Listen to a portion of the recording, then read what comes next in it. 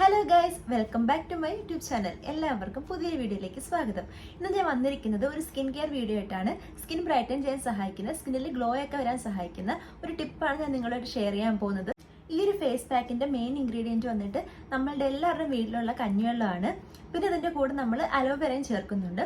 Aloe vera എന്ന് പറഞ്ഞു കഴിഞ്ഞാൽ നമ്മൾ കടയിൽ നിന്ന് വാങ്ങിക്കുന്ന അലോവേറ ജെല്ലല്ല, നമ്മളുടെ എല്ലാവരുടെയും വീട്ടിൽ കാണുന്ന കറ്റാർ വാഴയുടെ ജെല്ലാണ് നമ്മൾ എടുക്കുന്നത്.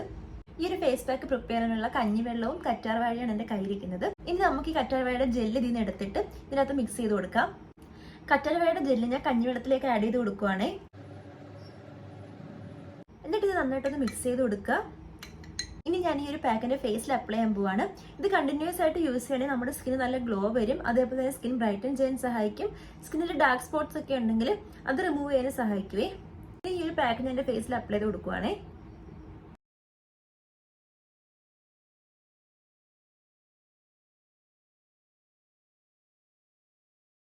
ഈ ഒരു പാക്ക് നമ്മൾ ഫേസിൽ അപ്ലൈ ചെയ്ത് കൊടുത്തിട്ട് ഒരു 15 മിനിറ്റ് കഴിയുമ്പോഴത്തേക്ക് നമുക്ക് കഴുകിക്കളയാം.